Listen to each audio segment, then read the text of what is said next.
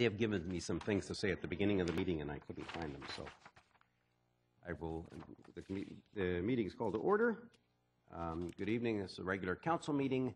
Before we start the agenda, I have some points that staff have asked me to announce. I want to take a quick moment to share some good news. The City of Coquitlam has been awarded over $600,000 in heritage grant funding from the Department of Canadian Heritage. There are 2 grants involved, and they are provided through the Government of Canada's Building Communities Through Arts and Heritage program. The first, through the Legacy Fund, provides $500,000 to offset the construction costs and to build the Town Centre Park Plaza that will provide a venue for entertainment and for the arts and culture for generations to come in our Town Centre Park next to Lafarge Lake. And the second, in the amount of $116,500, being applied to the year-long Coquitlam 125 anniversary celebration.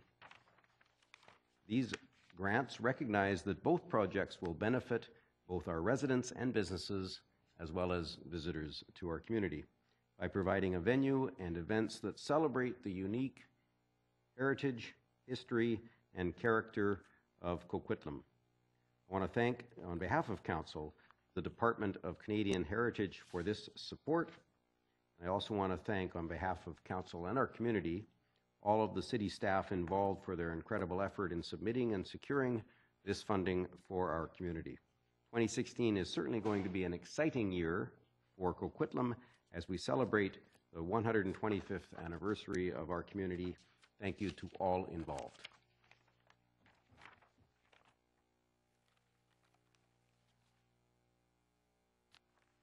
That's all I got. Item 1 is the minutes of the regular council meeting held on Monday, March 14th. Recommendation to approve. Moved by Councillor Asmundson and seconded enthusiastically by Councillor O'Neill. The last line in the minutes. Yeah. Can't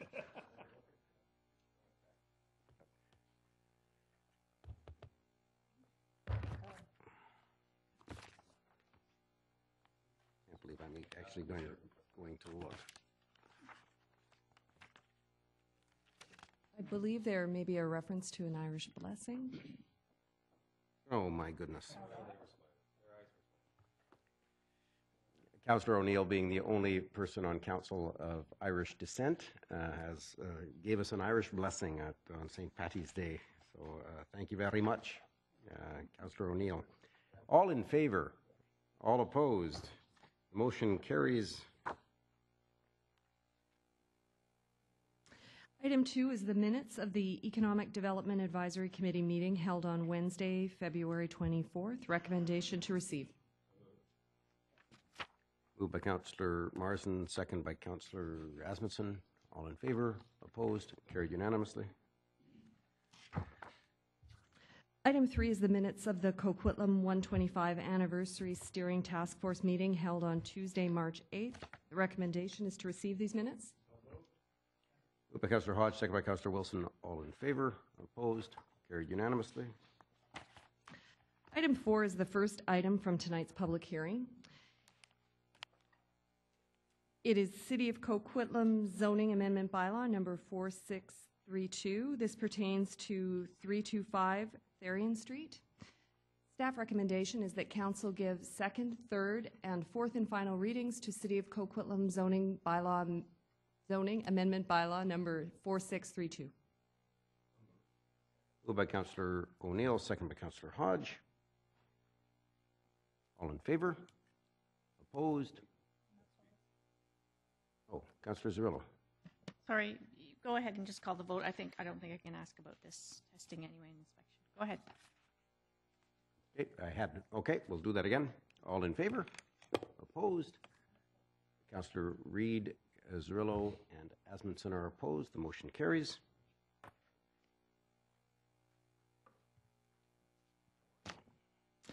Item 5 is City of Coquitlam Zoning Amendment Bylaw number 4581. This pertains to 965 Delestre Avenue. Staff recommendation is that council give second, third, and fourth and final readings to City of Coquitlam zoning amendment bylaw number 4581. Moved by Councillor O'Neill, second by Councillor Asmundson.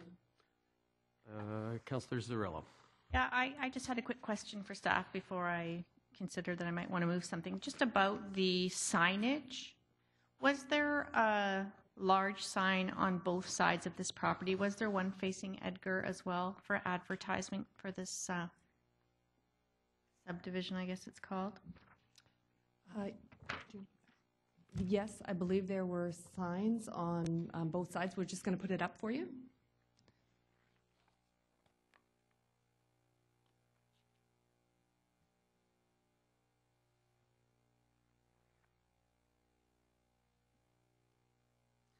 So this is the map that we gave to planning, and they mark for us where they would like the signs posted. Okay, and then we heard from someone at 122 Edgar, and then we heard from the architect of the proponent, correct? But we didn't hear from anyone else on Edgar, is that correct? I believe that's correct. I believe that's correct. So we would have notified within a 100-meter radius of the property.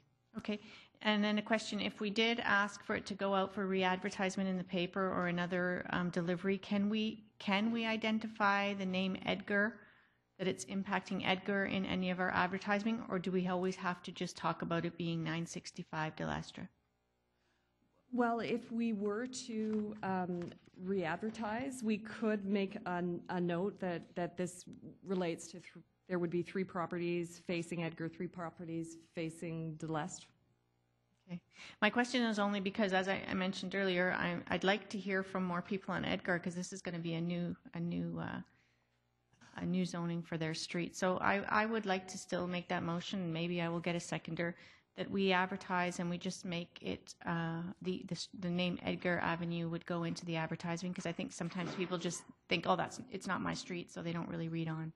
So that would be the motion, that we re-advertise. You're referring to a future public hearing and re-advertise for that public hearing. Would that be your motion? I would like to, because I'm still uncertain about how the rest of the street feels about it, and I'm not sure that they knew that this was going to be affecting their street so significantly.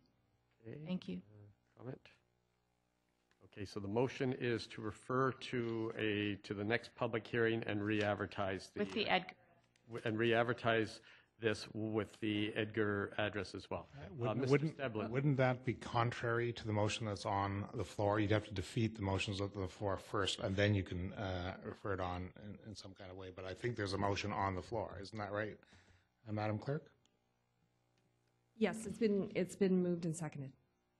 Okay, so we'd have to defeat that, then we could move.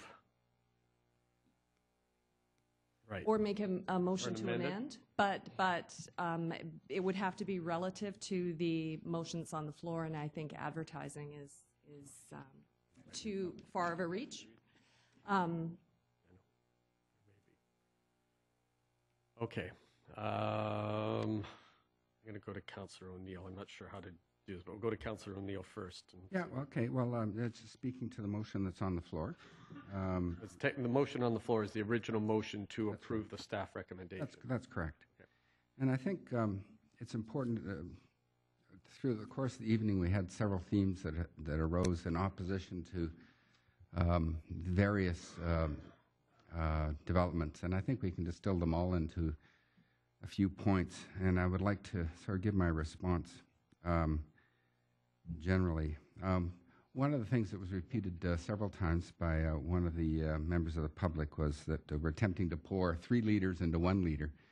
Said in reference to a few properties. I'm not sure if it's this specific one, but the idea was that there was over-densification. And I'd just like to reply to that by saying that 1 liter is an entirely arbitrary designation that is variable by council motion, by council resolution. If it is currently, we say it's 1 liter because it's, let's say, one single-family zone. But there's nothing that says for all eternity that something has to remain one leader. If that were so, Manhattan would be a flat of ranchers, several square miles of ranchers, if it remained the way it was all the time. And now it's the greatest city in the world because they decided that one leader could become 200 leaders. So that's a decision that the council makes, and it's within our rights to make it in conjunction with what the city wants and and our vision and what the community's vision is. And on that issue, we also heard throughout the evening about whether or not the decisions we make, how it impacts people who help build the community. I don't know where we draw the line. Who has the most rights in making decisions about the community? Do you have to be a natural-born Coquitlam citizen to have more rights than somebody who's been here 40 years, somebody's been here 20 years, somebody's been here 10 years, or for that matter, somebody who just moved here?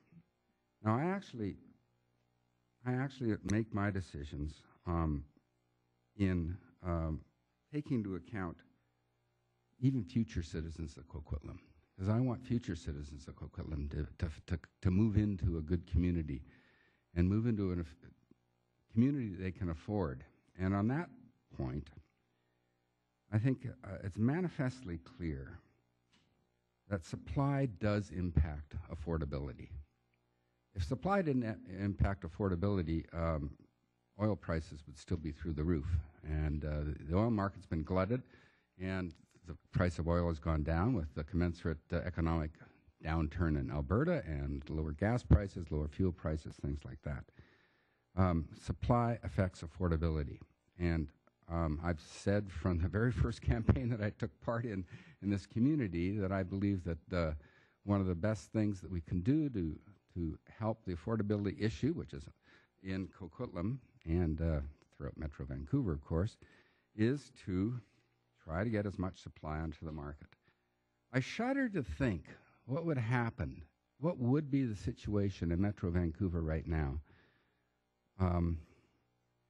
if the supply that has been coming onto the market didn't come on. In British Columbia, we heard earlier today in committee, 30,000 new units were built last year, and in Coquitlam, housing completions were 1,100. Just think about, you take 30,000 homes out of the marketplace in British Columbia, and I imagine the vast majority of those were in Metro Vancouver. Just think about how worse the housing price situation would be right now. And as well, I also believe that, and I suggested this in my questioning to one of the presenters today, that the size of the house does matter. If we're building a 2,500 square foot house or a 3,000 square foot house as opposed to a 7,000 square foot house, it's likely that on the same piece of property that bigger house is going to be a lot more expensive, and on a smaller piece of property that the small house will be on, that smaller house will be that much less expensive. So supply improves affordability. The size of a house helps affordability. We have every right, and the community has every right to expect that we can make decisions on zoning for densification, and this is modest and sensitive densification we're talking about tonight. And it's the stuff I support. And I support also looking forward to the sort of community we are building. And I don't believe we just serve the people who've lived here for 40 years. Certainly don't believe we just serve natural-born Coquitlam residents or anything like that. Nobody's suggesting that. I think this is a part of being a responsible government. And so those are very general things, but they apply specifically to my support for approving this rezoning here in Therrien Street. Thank you. Hey, oh, sorry, wrong one. I didn't turn the page there. It was the next one, Delestre. Thank you. Okay. Although as some of us think that Manhattan is the second greatest city after Coquitlam. Oh, I see. We'll take you at that. Councillor Reid. Thank you. I won't be supporting this item. I'm using the we have an address of 965 Delestre, and part of it is rezoned already to RT1, and the top part is we're going in now for rezoning of it too. I do not feel that the proponents of this development, of this particular property known as 965 Delestre, top and bottom, have taken into consideration the shaping of my community. Specifically on Delestre, where the address is, it is all duplexes. And then we come along, and rightly so, our staff, the approving officer, has to do what they are requested to do, which is to put two tiny little houses in, two small lots, and then another duplex, and then above 3 more houses. I do not think, this doesn't suit my idea of what good redevelopment in a community is. I just don't think the bottom of the 965 Delestre address is going to suit the community very well, and I don't think it brings any continuity along. So therefore, I am not going to support the top half being developed. Thank you. Okay, question to staff. I know during the public hearing portion, we talked about that we're not really dealing with the bottom part of the property. As one development, I mean, did that staff have the ability through the subdivision process to determine or work with the applicant whether to put the duplex on the east or the west of the property? But in a subdivision permit where they don't come to council, they could do this design. In conjunction with the total package, do we have the ability to say to the developer that we want this change made as part of the subdivision process, or do we not have that ability, whether it's one piece or 2 pieces? Yes, Mr. through the chair. Yeah, the north half is part of the public hearing tonight, consideration. The south half, the subdivision advisory committee, the approving officer. Understand the comments about the spacing of the single family homes and the duplexes. Again, the subdivision is in preliminary layout approval stage, is technically feasible, and there might be some technical reasons, and I believe there's a DP that's been applied for the duplex on the east side. But it is something that the approving officer can take into advisement when they do a final subdivision approval.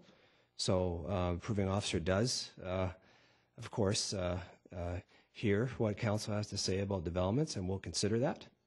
And of course, if the rezoning does not go through, there's still the ability for the subdivision to proceed. They would still have to build that lane. And the approving officer would still be bound by the policies and the statutes that they have to abide by. Okay, thank you. I've got the list lit up again. Councillor Reid, are you done? I'm done. Okay, I've got Councillor Cirillo and then Councillor Marston. Well, it's unfortunate that I'm going to have to talk before the motion because they're just protocol kind of limits what we can do sometimes. But I just wanted to speak to, first of all, to Councillor O'Neill about the Manhattan. Manhattan was a village of immigrants and was built on immigrants in tenements. And those tenements, some of them still exist, but they have become unaffordable even for the average American. So the other thing I would say about Manhattan is that no matter how many new units, supply and demand, economics 101 is supply and demand, but there's many other levels of economics past 101, past 101. And no matter how much they supply in the city of Manhattan, it will be out of reach for the average American. So that's what I'm trying to avoid here in Coquitlam as an overarching value set that I bring to my decisions at the council table. So I just felt that I needed to say that because I think sometimes if we don't, I don't usually want to respond to stuff, but if you leave it alone, then somehow that seems to be accepted as truth. So I wanted to say that. But the other thing I wanted to say was what I heard in the public hearing portion was that on the north side, it can be 2 lots. It can be densified to 2 family homes without us having to rezone. And from what I heard today from the input from the limited people from the community that showed up is that the community doesn't want this. It would be the first one in this strip, and I don't feel good about it either without hearing. My preference is not to make a decision tonight and to have it advertised again. But if that doesn't happen, I feel like I don't have enough input from the community to make changes. Okay. Thank you for that. Thank you. Councillor Marsden. Thank you. I appreciate staff addressing the question I had with regards to legal notification. I mean, we've met our legal requirement from a notification perspective. Our clerk has clarified as well that the people along Edgar did receive notification within that 100-meter. Again, I think past councils have looked and said, rightly so, that the densification, the slight densification in this area is appropriate. So that's maintaining these single-family detached. We're not looking at this lot and saying, gee, let's put in 25 townhomes. Other parts of the city that might well fit. In this area, it doesn't. So I think from an affordability perspective, it's a matter of having items on a range of options available for residents, for new residents, for existing residents, for downsizing residents. So I think when it comes down to land use, this makes sense. I appreciate Councillor Reid's comments with regards to the duplexes versus single-family detached, and is this the best use along the Delestre range?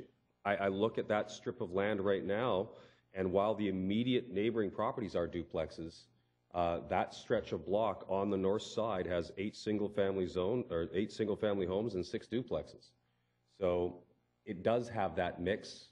I think this mix of a couple of smaller homes by today's standard of 3,000 or 3,300 square feet is probably what they wind up being, along with a duplex. I think it fits the character of that neighborhood. So land use, it seems to fit. I think it can maintain a character, and with the lane changes that'll be done in the back in terms of the modifications, I think that'll get the rear access. I think this works. So I will support this application going forward. Thanks.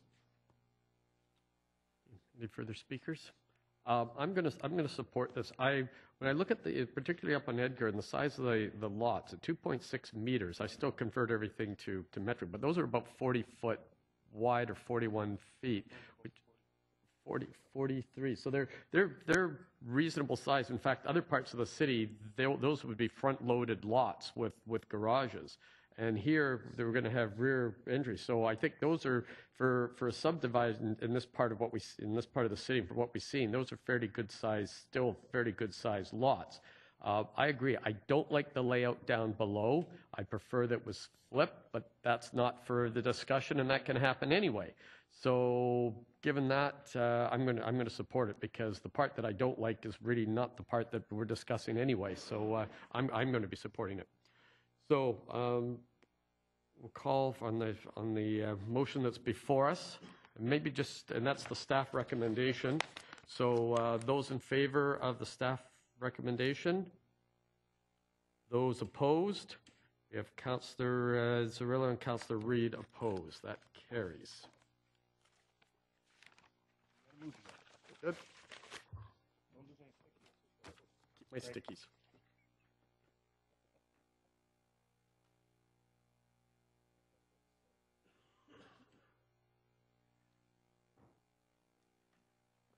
Madam Clerk. Item 6 is City of Coquitlam Zoning Amendment Bylaw number 4654. This pertains to 939 Walls Avenue. Staff recommendation is that council give second, third, and fourth and final readings to City of Coquitlam Zoning Amendment Bylaw number 4654. Moved by Councillor O'Neill, second by Councillor Hodge. Councillor Asmussen.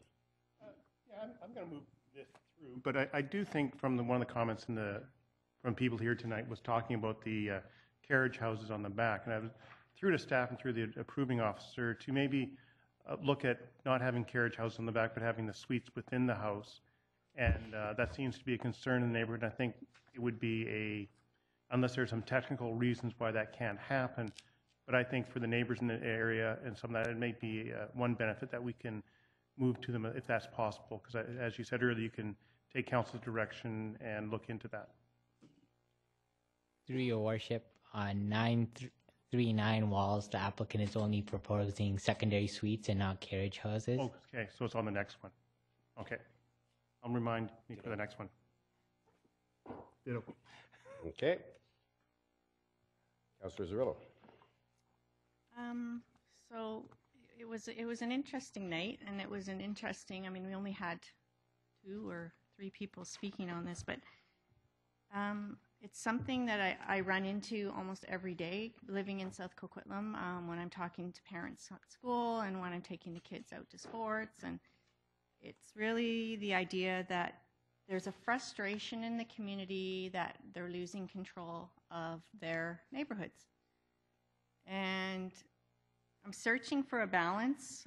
Of course, people should be able to get the money out of their lots. They should be able to, when it's time to sell, you always are different than when you're living there. And definitely, I want people to get the money out of their lots. But I guess what came out to me tonight was that, yeah, people are feeling out of control. They're feeling like they have no control. Even when they come here, it's like they feel they're not being heard, because time after time, people say no and we say yes. And I just wanted to make some points to staff before I decide on this. And I really actually believe that the things, that policies that we do and the things that we make, that we do here at the city are driving up the price of land in this neighborhood.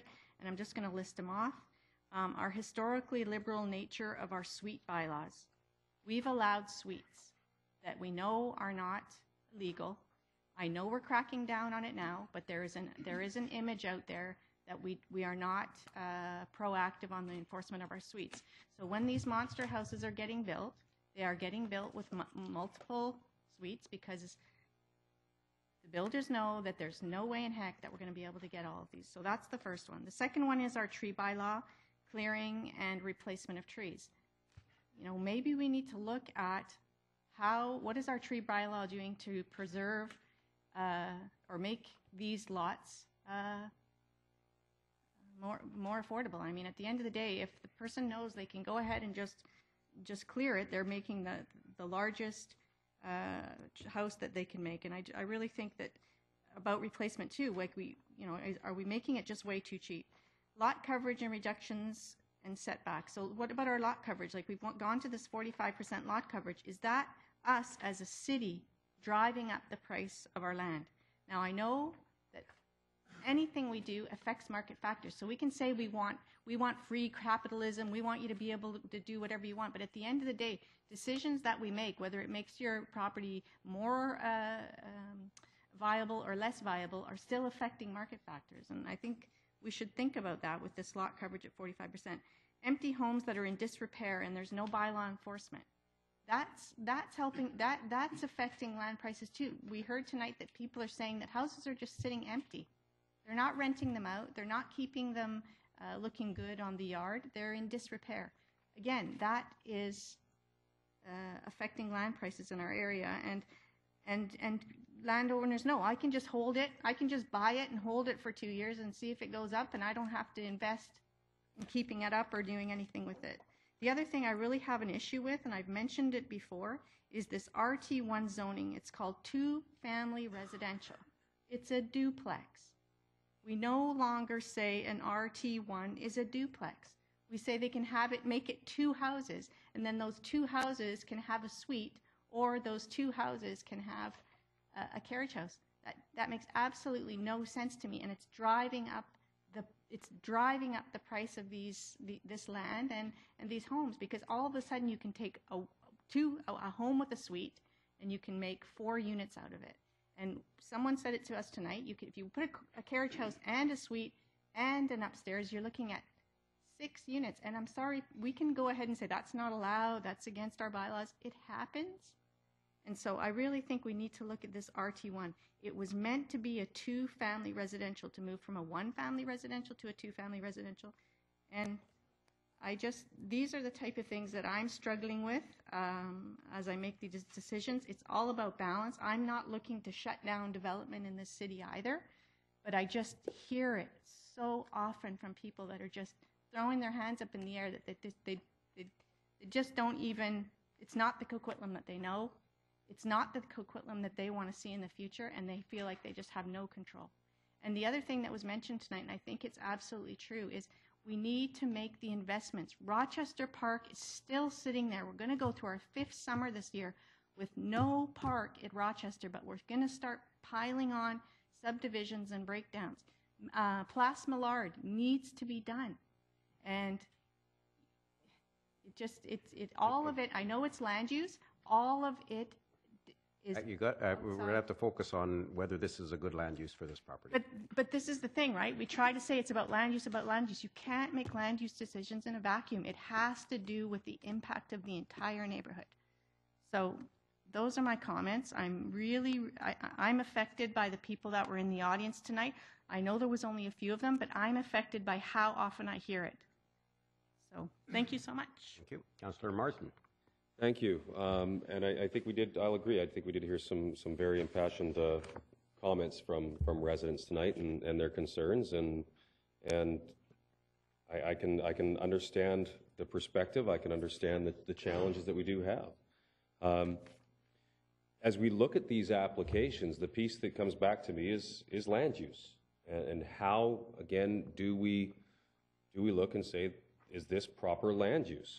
So in 939 Walls, which is what we're dealing with right now, is taking this and making it basically a 15-meter lot with a single-family detached home on it.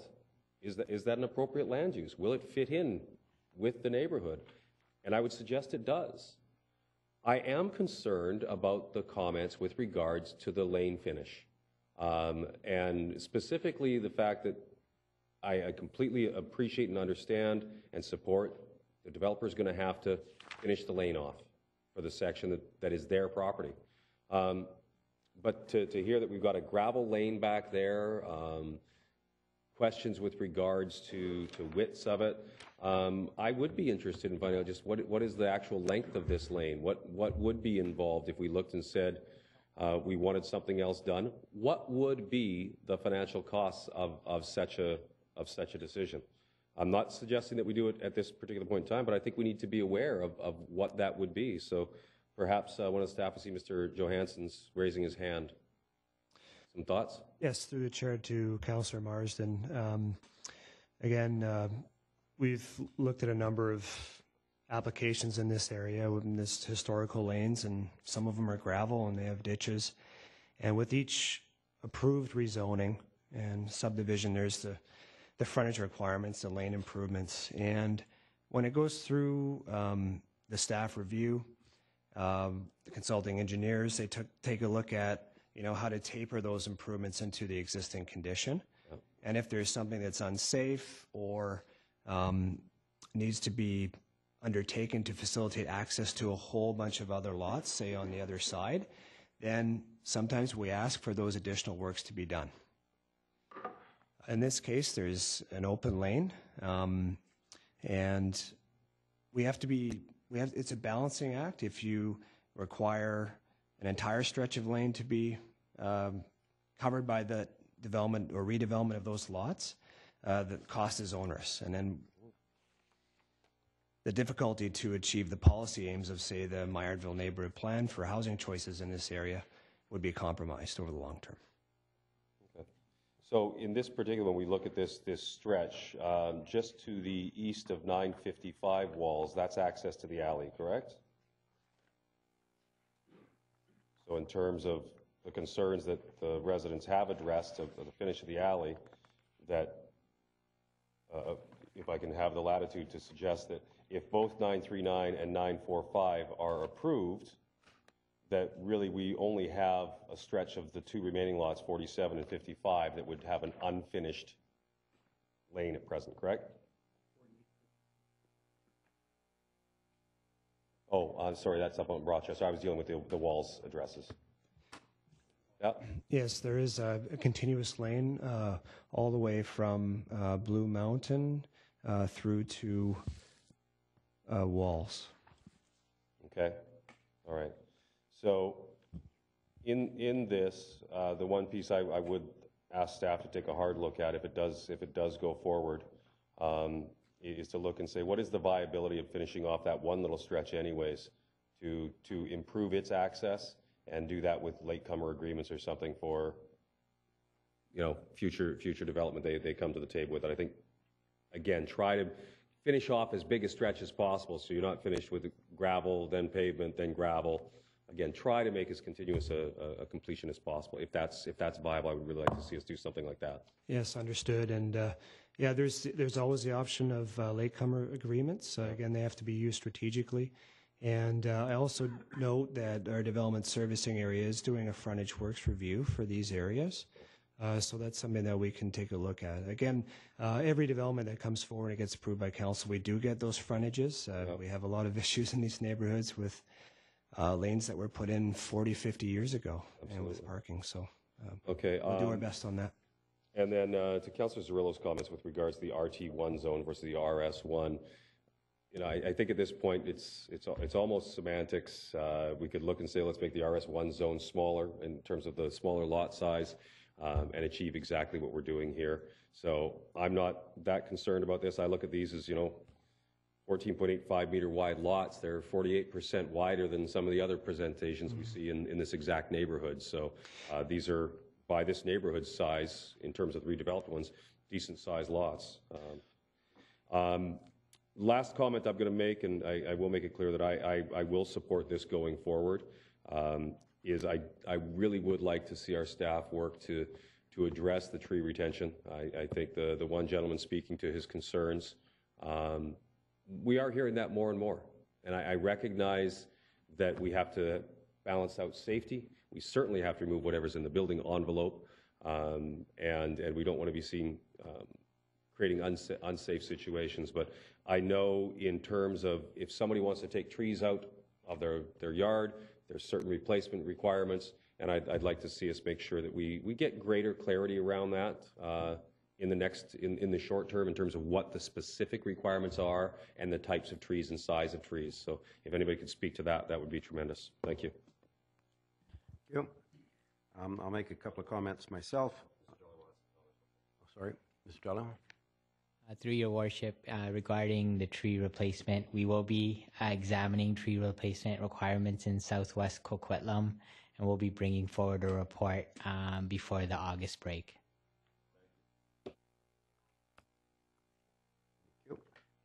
So my comments related to this, and this is one of the largest lots in Coquitlam.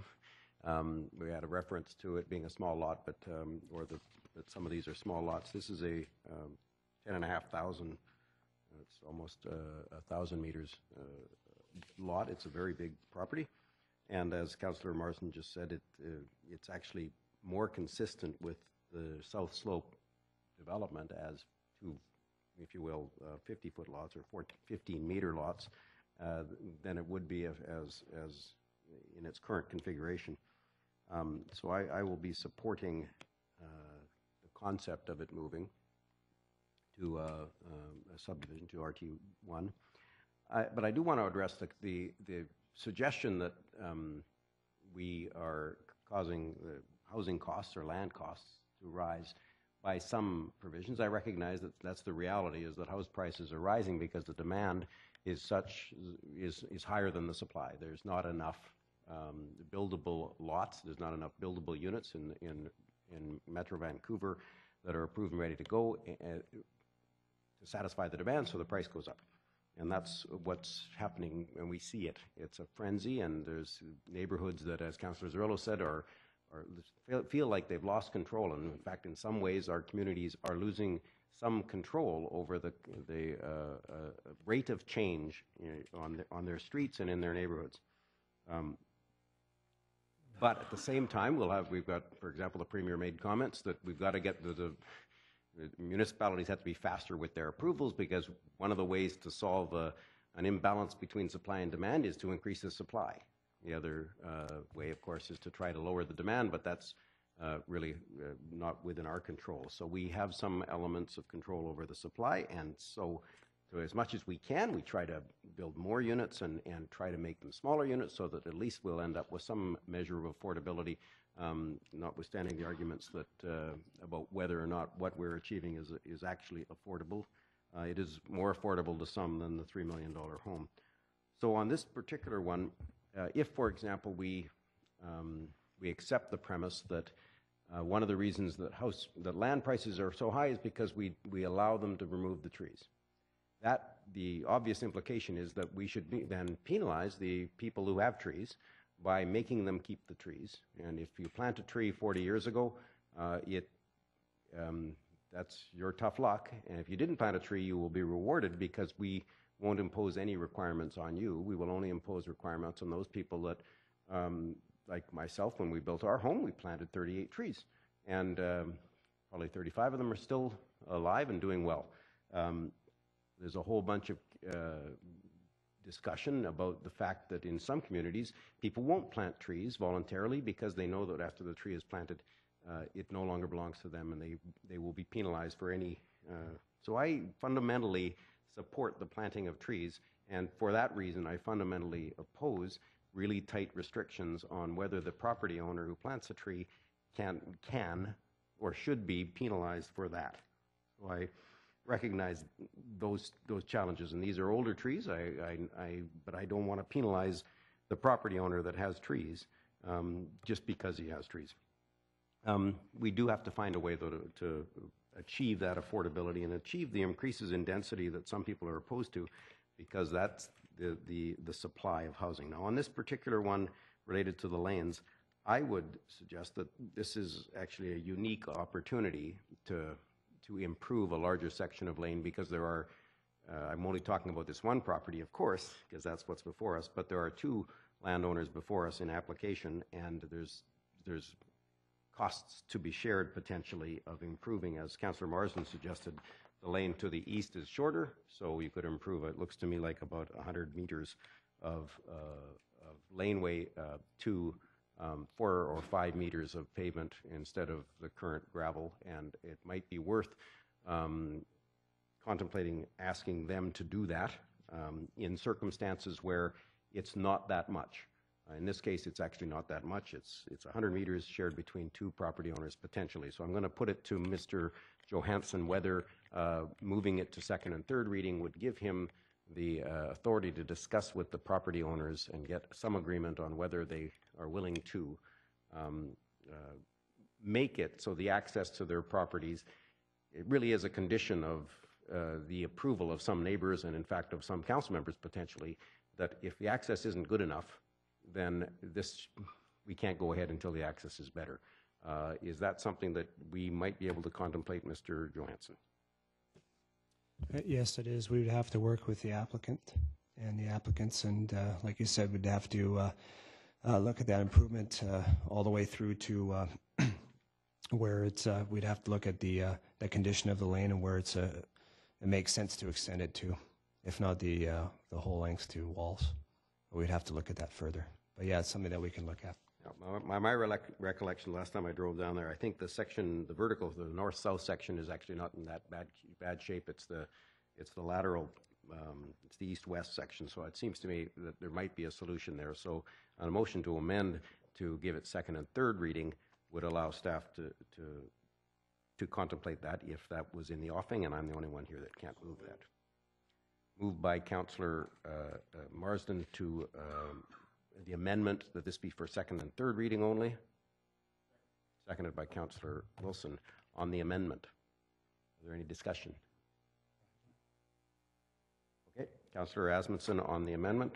Well, I guess my one part about the lane is that in Coquitlam we have a local improvement project that all these neighborhoods, if they were concerned about the access in their lanes, could have applied for an improvement project where the applicants would pay 60% of the cost and the taxpayers of Coquitlam would pick up 40% of the project to do the whole lane.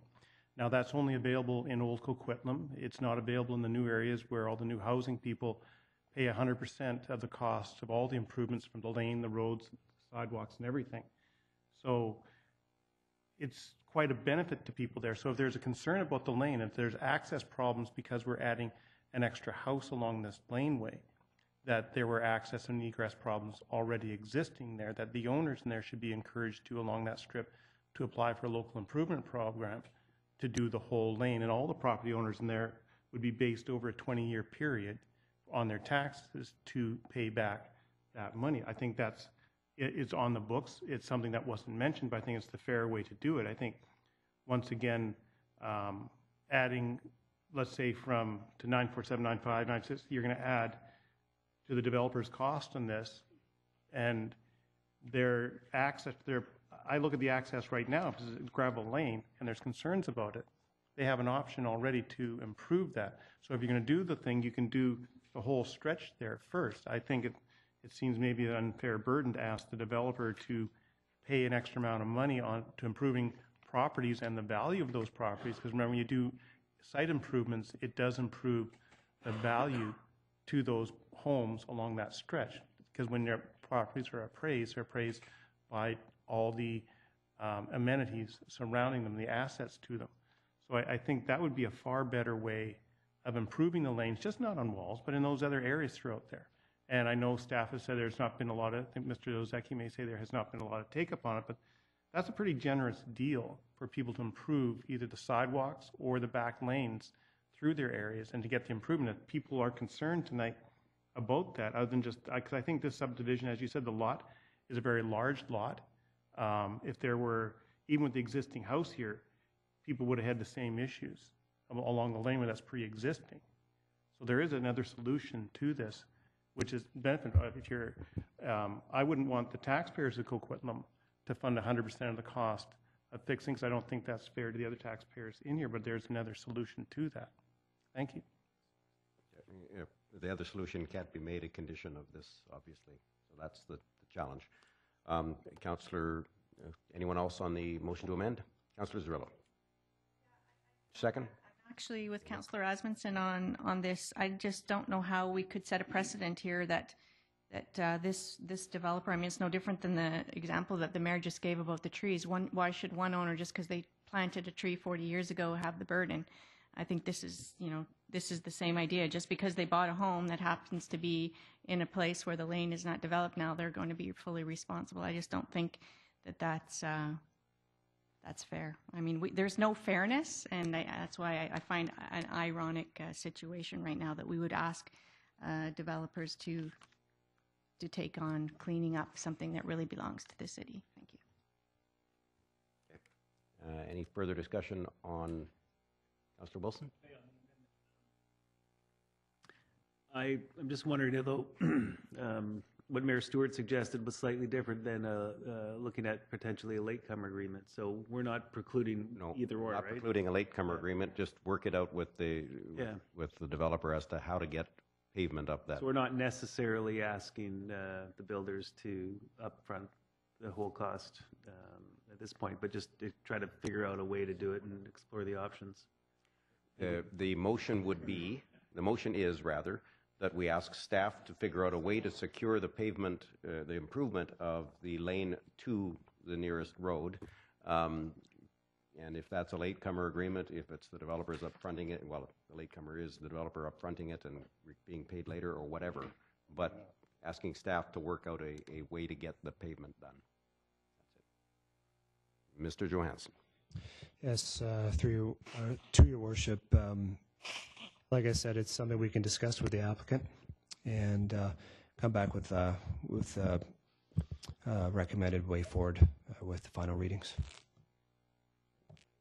Any other discussion on the motion to amend? All in favor of the amendment?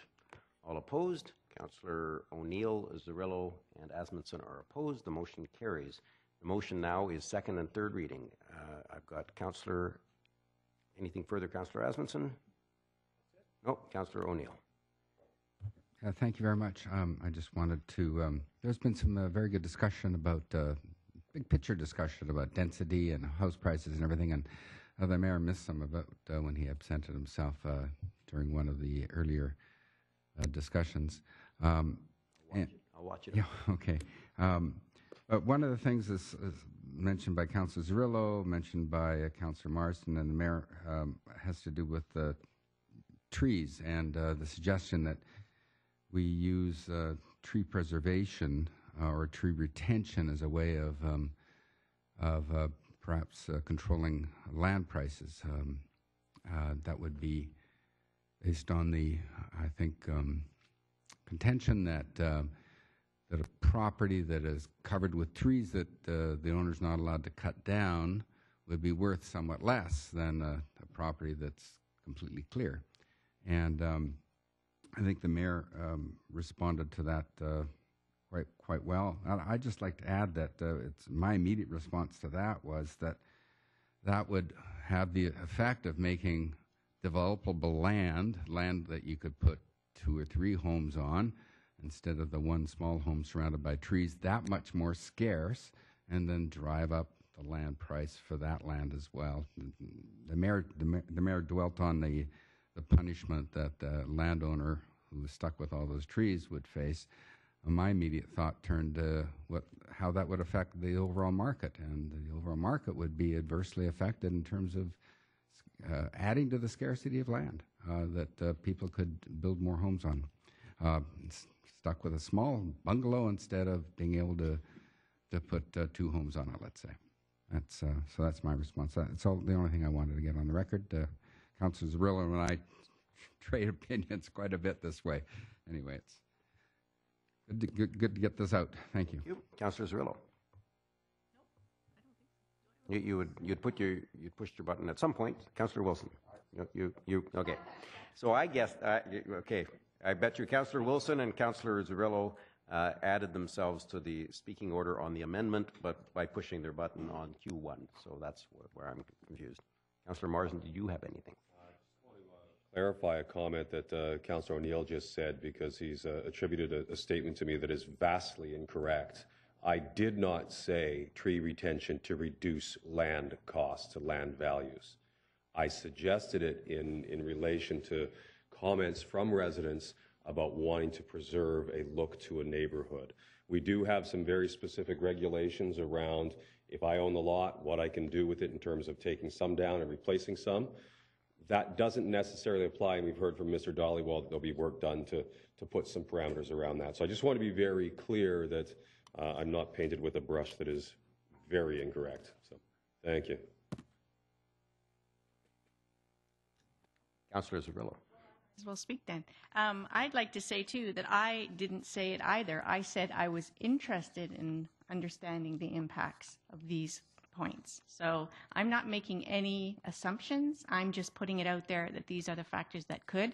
And we might as well add tree replacement to Councillor O'Neill's comment. I'm not only just talking about retention, but I'm also talking about replacement. And we will have this discussion probably at another time, but there's all kinds of research out there about the benefits of trees, not just in house prices, but in shade and utility costs and all that sort of stuff. But we don't want to get into that tonight. But I didn't say either, one way or the other. I said these are the ones that I'm contemplating. Thank you so much. Okay, and then I will extend my regret for perhaps extending your comment further than you had intended. So, seeing no one, and Councillor O'Neill will as well. Okay, we're all good.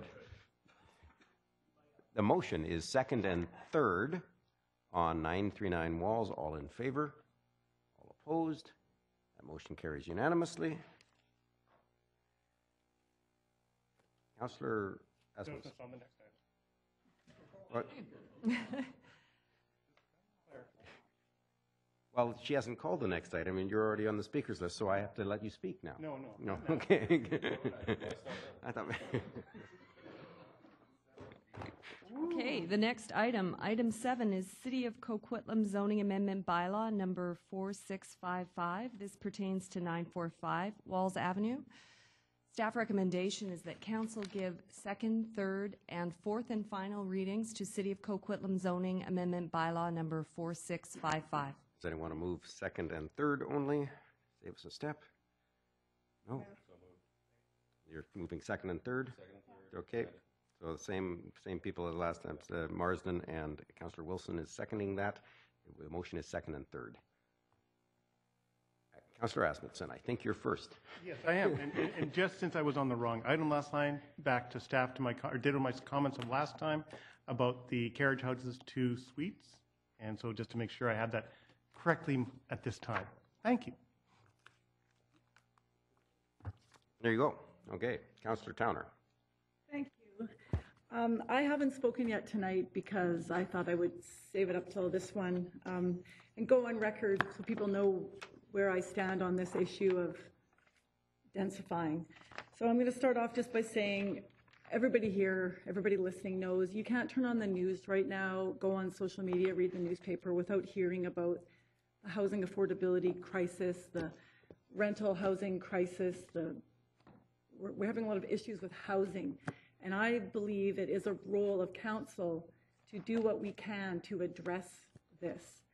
And building smaller homes as opposed to the big homes. They're in my neighborhood. I live in South Coquitlam.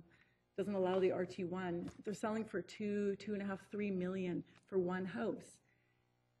And I may not be young per se, but I had my kids later in life. So at sports and at schools, I'm around a lot of young families, and a lot of people are, coming out of university or starting their family, and they need rental. So carriage houses and suites, or they maybe save up a down payment. An $800,000 house on a narrower lot is much more affordable than a $3 million house. So a speaker tonight said, we're pro-development or that we don't care. Well, no, I'm pro doing what we can to address these housing issues and allow more people to come into our communities and put down roots and raise their families here. It's not going to solve it, but it helps address it one house at a time, one lot at a time. And I'm on the Homelessness and Housing Task Force, and it used to just be called the Homelessness Task Force. Now it's called Homelessness and Housing, because there are challenges with housing. The rental vacancy rate, one speaker alluded to that tonight, you can't find rental. So suites, smaller houses, carriage homes, it increases that stock. There's different choices for people. I'm very, very passionate about this. There are a lot of single moms out there, newly graduated from university, folks that want to start their career here in Coquitlam and contribute to our economic vibrancy, and they may have to rent. This stuff is very important, and there's a lot of passion in the room, and I've discovered since being elected that housing is a real passion of mine. It's as you've heard in the discussion tonight, it's a challenge to balance all of this. So I also want to just address a couple of other things that were said. I just want to say on record that yes, there are residents in our city that don't use their garage to park their car, but we can't go around knocking on doors asking to inspect people's homes to make sure they're using their garages. What we can do is when we do subdivisions like this, we can make sure there's enough parking off street for the main house and the tenants. That's all we can do. We can't force them then to use their garage. What else did I want to say?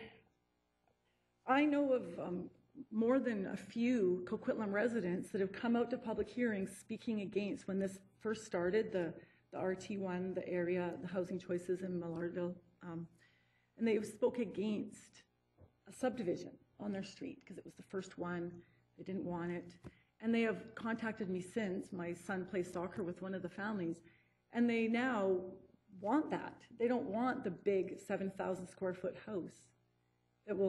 They want because the architectural design, they're now not realizing what they were speaking against. And I'm hearing that more and more. Oh, sorry. Another issue I want to also, when we, again, getting ready for a public hearing, we drive by all of the lots. I park my car. I get out, I walk around, and quite often I speak to neighbors on the street. And on walls, I spoke to a resident who lived in a very, very, very large house who spoke very, very adamantly that how dare we rezone away from the RS1 single family. But then later in the conversation, it became very clear that he had about 6 families living in his house. He had 8 cars. He had his family, he had a suite, he had 2 extended families and a nanny, and they all had cars. Each adult had a car. So any concerns that were shown tonight about cars and, more people, well, I would rather have 2 smaller houses with families than one big one. And I'm hearing that out in the community as well.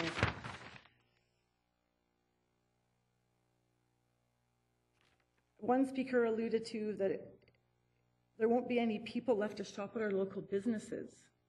in Austin Heights and whatnot. Well, if we're building 2 houses rather than 1, then we do have more people, more families, more economic vibrancy. I'm not going to speak to everything that was said tonight. That was a little bit, I just want to say that I think this is very good use of land, the 2 carriage homes, the 2 smaller homes on this lot, and I'm in support of this one as well. Thank you. Thank you very much. I almost had to call you up at 5 minutes there for the first time in your... Okay, no other speakers? The question is second and third reading at 945 Walls. All in favor? All opposed? That motion carries unanimously.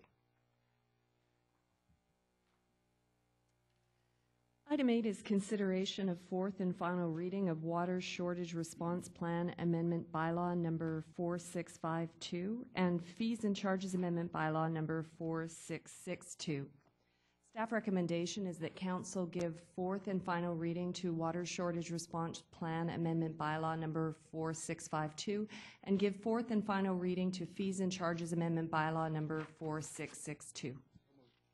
Moved by Councillor Asmundson, second by Councillor Towner. All in favor? Councillor Towner.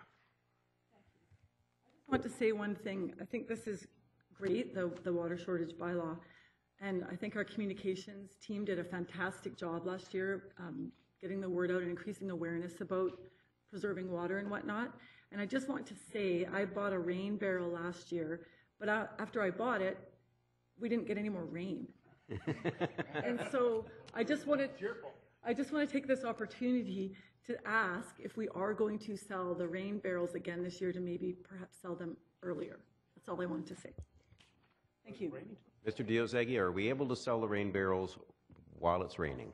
Through your worship, so far we haven't seen any correlation between rain and the sales of the rain barrels. But I can confirm that yes, they are still available for sale from our Austin Works yard. Thank you. Yeah, it's the same with my snow tires. Yes, you don't get snow once you put snow tires. Nobody else? All in favor? All opposed? Motion carries unanimously. Item 9 is consideration of fourth and final reading of City of Coquitlam Zoning Amendment Bylaw number 4634. This pertains to 1041 Quadling Avenue. Staff recommendation is that Council give fourth and final reading to City of Coquitlam Zoning Amendment Bylaw number 4634. Moved by Councillor Reid, second by Councillor Towner. All in favor? Opposed? Carried unanimously. Item 10 pertains to a development permit authorization for 2 industrial buildings at 2 King Edward Street, Fraser Mills.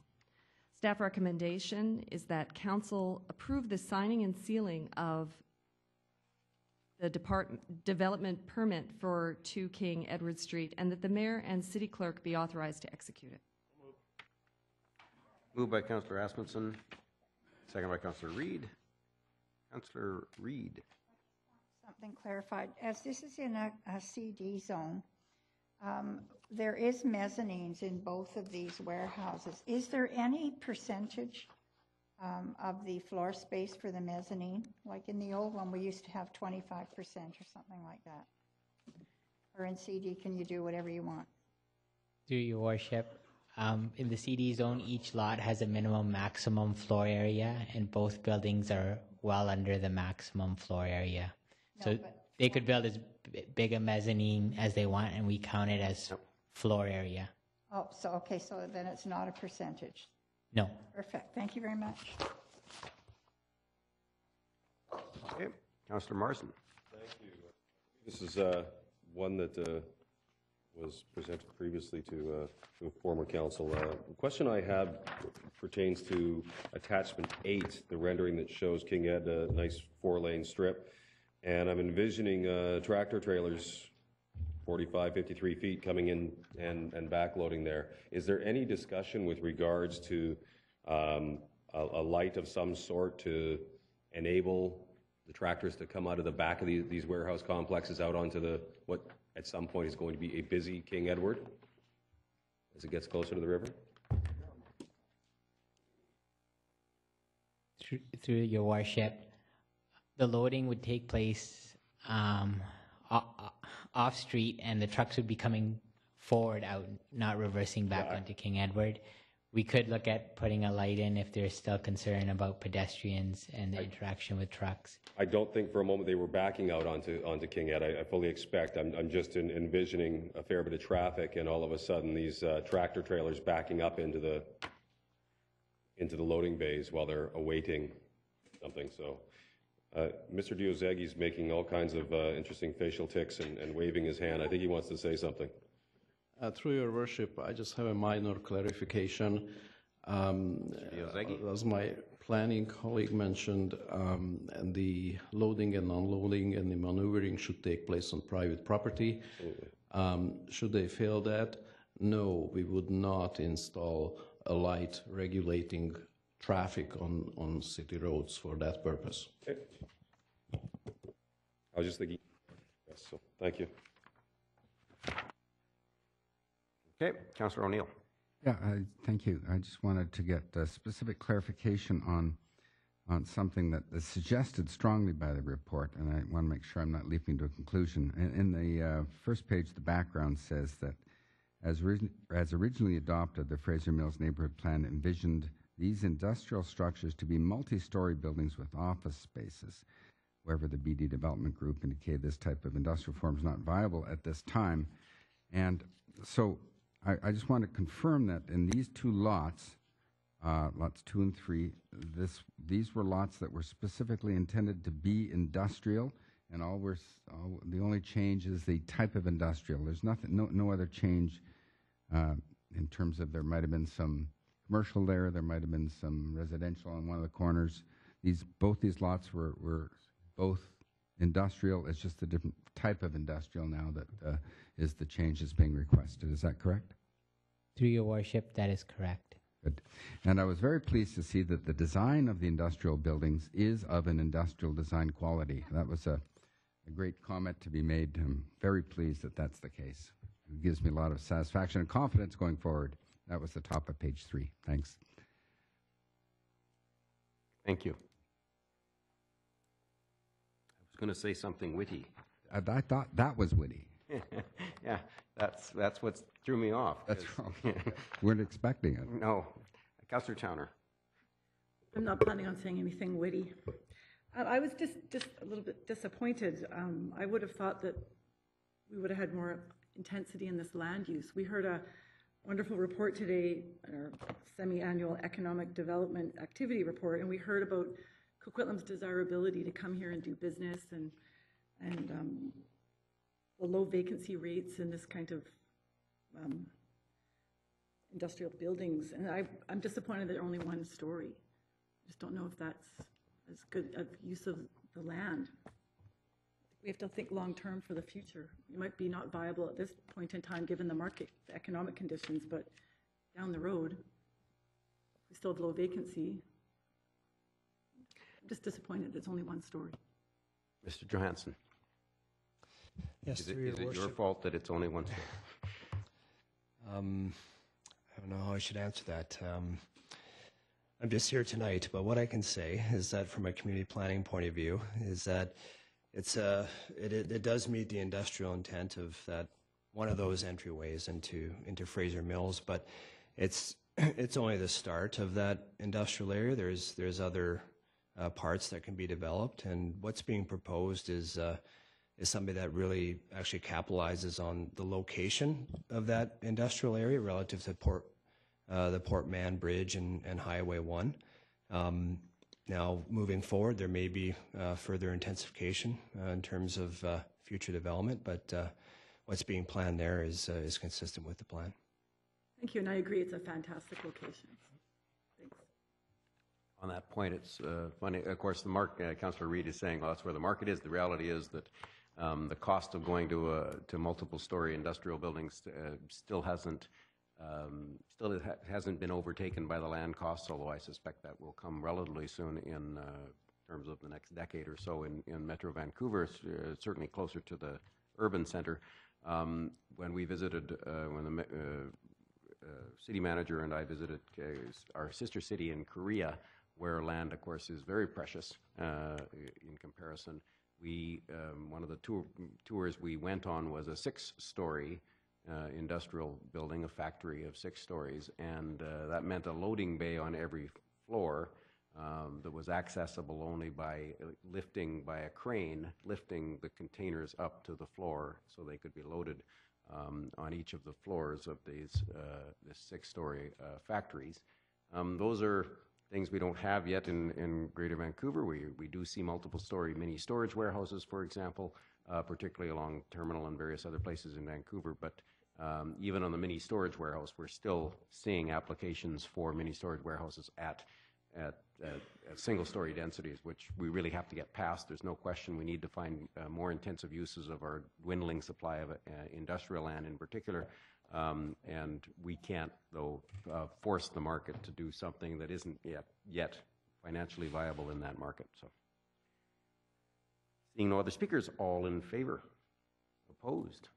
Thank you very much. That's passed unanimously. Item 11 is a zoning bylaw text amendment to permit public service use in the A3 agricultural and resource zone. Prior to reading the staff recommendation, it should be noted that staff put forward a revised version of proposed bylaw number 4670, copies of which have been distributed. Mr. Dhaliwal will be able to provide some explanatory comments as to the nature of these changes. Through your worship, the original bylaw inadvertently forgot to remove the minimum lot size requirement for the public service use. The minimum lot size requirement in the A3 zone is 8.1 hectares. And considering the size, it would be difficult to locate a reservoir on such a large site. Councillor O'Neill. Very much. I just for future reference, I'd love to see maps. Know exactly where this would have been. I didn't see a map here, so I know roughly where it is, but we like maps. Thank you.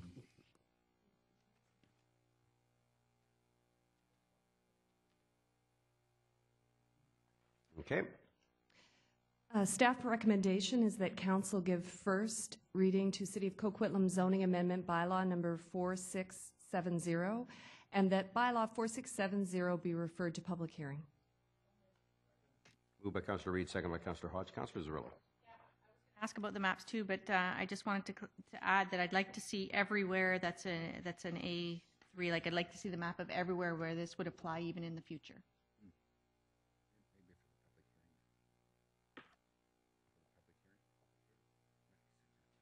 Oh, that's what I mean. Like for the public hearing, if we could get that map.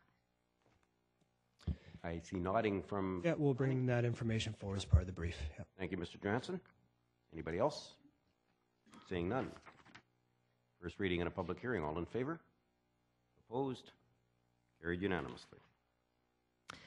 Item 12 is zoning amendment bylaw number 4667 to facilitate a proposed subdivision at 1053 Rochester Avenue. Staff recommendation is that council give first reading to City of Coquitlam zoning amendment bylaw number 4667 and refer bylaw number 4667 to public hearing. Moved by Councillor Aspenson, second by Councillor Towner. Councillor Marsden. Thank you. Just very quickly, it appears that the access to these will be off the lane, and the lane would front onto Marmont Street. Is that correct? Through your worship to Councillor Marsden, yes, that is the proposal. Okay, excellent. So in driving by that area, it looks like, because it is a fairly old area and there is the lane right-of-way, there might be a fair bit of encroachment with regards to outbuildings on the existing properties and that. So as this comes forward, if you could provide as much clarity as possible around where, what might be impacted by the lane coming through there, that would be greatly appreciated, just so we can see good clear photos or sketches as part of the public hearing process, please. A nod from Mr. Johansson. Thank you. Councillor Hodge. Yes, thank you.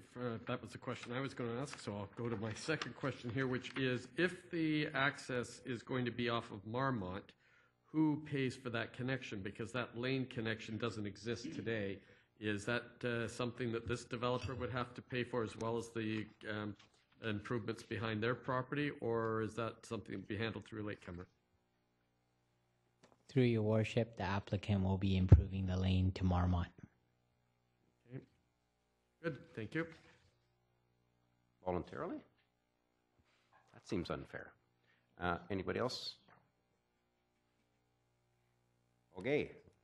First reading and a public hearing. All in favor? Opposed? Carried unanimously. Item 13 is zoning amendment bylaw number 4674 pertaining to 211 Schoolhouse Street. Staff recommendation is that council give first reading to City of Coquitlam zoning amendment bylaw number 4674 and refer bylaw number 4674 to public hearing.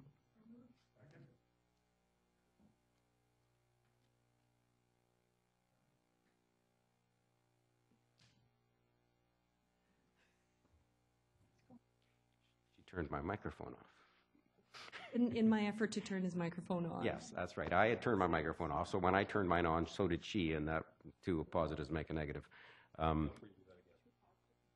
In that case, they do. Councillor Towner moves, Councillor Reid seconds. Councillor Cirillo.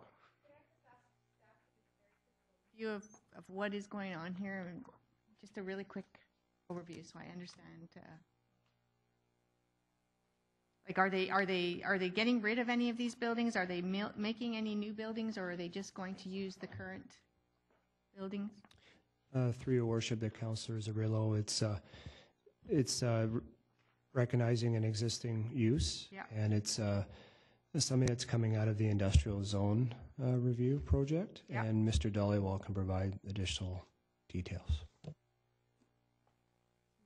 Through your worship, the buildings will continue to remain on site.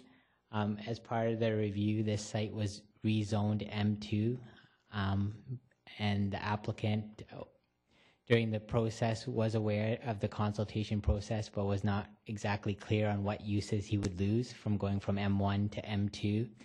And we're just correcting the situation for the applicant on this site. We also did a review of all the other sites that were rezoned, and we believe this is one of the few remaining issues left in the industrial zones review project. So this was an M1 that went to an M2. I guess it wasn't an M. What was it before it got rezoned to M2? Through your worship, it was M1. It was M1? Okay, and we want it to go back to M1? That is correct, and to support an auto body. And is the auto body there right now? No. Okay, and where is the auto body going to go? Into the building on the western portion of the site. So I'm the one thing that's coming into my mind right now is contamination, if it's an auto body shop. So I'm going to want to have some details around if they're doing oil changes, if they're doing transmission things. Like, I'm just going to want to understand, because you're right adjacent to Booth Creek there. So I'm going to want to understand what sort of drainage and uses they're going to be using as far as getting rid of contaminated materials for the public hearing. What is that right now? What is that? Oh, it was a retail store on the front side. No, it's Warnock Hersey, or it's a testing. Is it not a testing, industrial testing? So that's my concern. My concern is the Booth Creek right beside it. But I want to make sure that we're protecting the creek. Thank you. And my concerns are more than that. I've known this building for several decades. It was Warnock Hersey way back in my dealings with it, which is a testing agency, an international testing agency. It still does the same kind of work in a different name. And those are industrial. That's the industrial use of a building. No, it's not service commercial. It's not a gas station. It's not a body shop or a automobile paint store or whatever. There's lots of places where those applications can be put, but we shouldn't be using up our industrial land, from my perspective,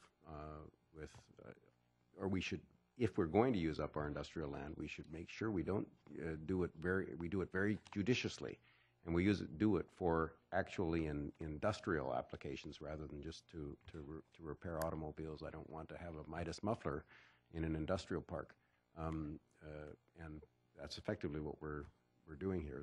The building is an industrial building, and we have to make a conscious decision as to whether we want that strip of industrial to be industrial, or whether we want to allow tire stores and windshield repair places in that setting, and I'm uncomfortable. So. But seeing no other speakers, Councillor Wilson. I had a similar concern, but it was my understanding that the previous zoning would have allowed it. So in a way, we'd be penalizing the landlord now through our zoning changes. So I understand what you're saying, but it just seemed to me that this was the fair thing to do. Mm-hmm. No? No, I understand. I'm left with an industrial building that has been industrial for decades, and now will change to non-industrial because we made it industrial. So you lost me there, but that's okay. It's late. It's late. Anyway, I suspect it's going to go to first reading anyway, and that's the question before us. First reading and a public hearing. All in favor? All opposed? I'm opposed. Motion carries. With me opposed, sorry.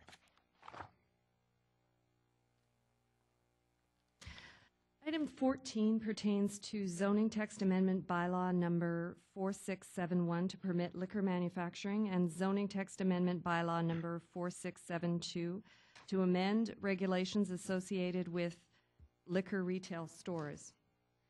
Staff recommendation is that council give first reading to City of Coquitlam zoning text amendment bylaw number 4671.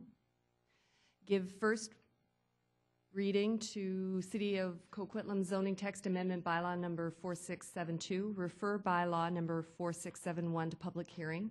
Refer bylaw number 4672 to public hearing. And in addition to the statutory public hearing notification requirements, that notification be sent to those groups consulted as part of the liquor policy review public consultation process, including current liquor license holders in Coquitlam, industry associations, the Coquitlam detachment of the RCMP, and prospective liquor manufacturers that have recently contacted the city. Moved by Councillor Rasmussen, seconded by Councillor Towner. Councillor Reid. Under the liquor manufacturing bylaw 4671, I have no problem with any of it except for the accessory outdoor seating areas. Where in this would the statement that they would be treated the same as liquor primary licenses for outdoor seating?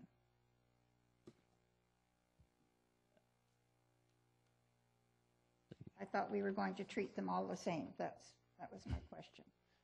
Thank you. Through your worship, the staff recommendation is that we permit the accessory outdoor seating areas in the recommended zones. Yeah. Additionally, should council move the application forward on to second and third reading, staff would recommend that we hold it at that point and bring forward a revised liquor licensing application referral review policy, which would include regulations that would be consistent with pubs. Okay, thank you. Welcome. And my next question is, when you first brought this bylaw forward, and I'm looking at the bottom of page 2, the changes compared to the previously considered bylaw with respect to the maintain the separation requirement between liquor stores, we had 1 kilometer, which is what the province has. I don't remember that we voted on 300 meters, did we? Really? Okay, so I think it should be back to 1 kilometer, and I think that's what all these people coming in are going to think. The detailed questions that were asked is an appendix, and the answers. I read it, but I don't remember voting for it. Thank you. Councillor Hodge. So just Just to review on that one, the same point, it says maintain the minimum separation distance between liquor stores at 300 meters. Is our current one 300 meters, or is that maintain what was written? I'm just trying to remember, because I believe it is 300 meters, but we follow the 1 kilometer because that's what the province currently states. Did I get that right?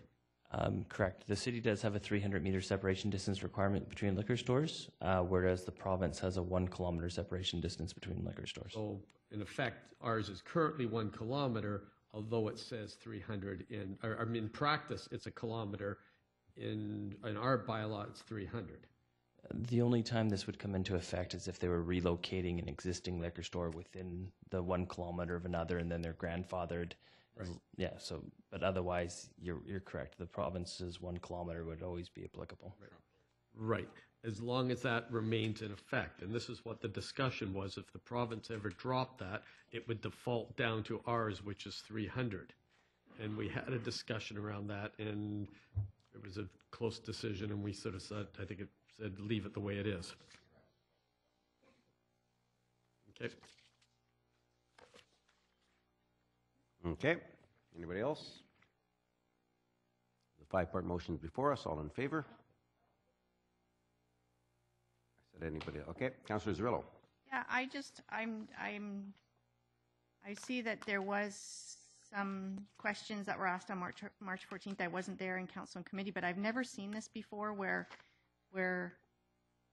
decisions that, like straw poll decisions that happened in council and committee, are reflected in the report. So I'm just wondering, I mean, I guess I was expecting, I knew I wasn't going to be here, but I was expecting that it was just going to come back. I didn't know it was going to come back with decisions that were made in council and committee, which I think is a space where we can't make decisions. If I could address that, we went to a model of questioning because we felt that there was some significant confusion on a variety of individual aspects. And so we wanted to break it down into a series of discrete questions which came out of the discussion at the last public hearing when the issue failed. And at the end of that session, I indicated to council that it was our intent that we would bring back a series of questions so that council could give very clear direction on how to package up the subsequent bylaws, and that's what happened. It was a straw poll, it wasn't just, but we used those answers to guide the creation of the bylaw. Which I totally get. I was expecting that there would be some framework work done, but I am surprised tonight because this hasn't even gone to public hearing, and we basically saying that this is what we want, and I just no. It will now go to a public hearing. This is simply first reading. There will be another public hearing. No, I totally get that. But what I'm saying is, council has already done a straw poll of decision making around meters separations, and I think that should be something that we should have an open mind for. And like I said, I was expecting that there was framework questions like should it be 1 bylaw or 2 bylaws, but actual details of the bylaw have been decided on some kind of straw poll where I wasn't even present, which are now partially being reflected in the report. So I just want to make it on the record that I have an issue with that, and I'm wondering what other decisions might have been made. That was the process that we agreed to, was that we would send it back to committee so that committee could help guide the creation of a bylaw that would be put forward to public at public hearing. And we all agreed to that, I think. We were left with, I think, what turned out to be a very effective process for trying to figure out what would be the best bylaw to put before the public to reflect the stuff we'd heard from public hearing and the stuff we'd heard from a lot of public input that we'd received. How do we put forward a bylaw that might have the greatest chance of sort of balancing all of those various perspectives that we'd heard? And I think the process actually worked quite well. This is not, when I voted in favor of one of these elements, that doesn't necessarily mean I'm voting in favor of the bylaw. It just says that this is how I think the bylaw should be written in order to move it forward to a public hearing and have it reflect as best as possible the public's perspective, I think. Well, I'm looking at a question. Should the sale of BCVQA wine on the shelf be permitted in grocery stores? No. Should liquor stores be permitted in grocery stores as a store within a store? Yes. That's a decision. That is predetermined. No, those are not those aren't final decisions for the purpose of a public hearing. Those were expressions of intent that the council indicated, and this was the process that we felt had the greatest probability of success in terms of This is the process that has the greatest possibility for us to control the outcome before anybody from the public has input. And I'm going to say for the record, I'm very disappointed. That's completely inaccurate. That is, I'm very sorry. disappointed that this came forward, and I'm very disappointed that this is in the public, that this is the way it happened. And I would like to see the public have input before we predetermine what the ideas are going to be.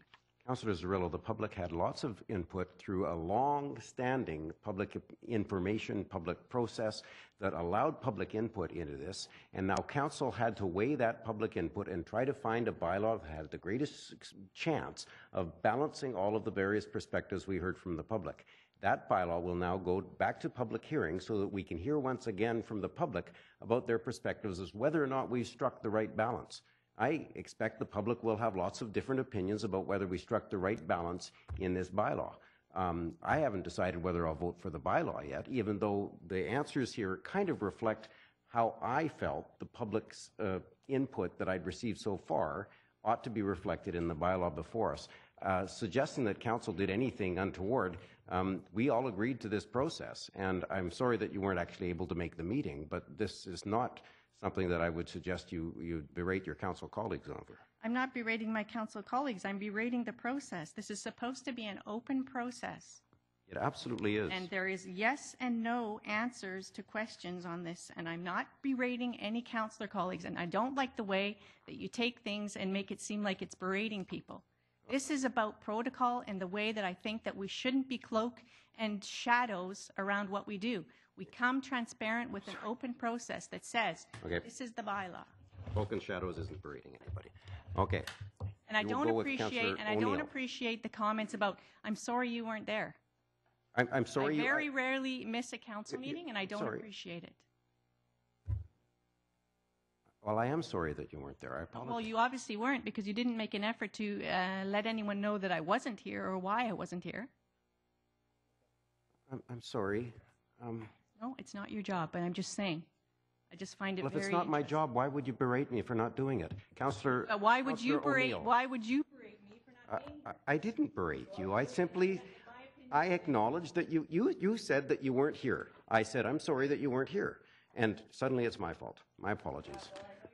My deep apologies, Councillor Zarrillo. Councillor O'Neill. Yeah, thank you very much.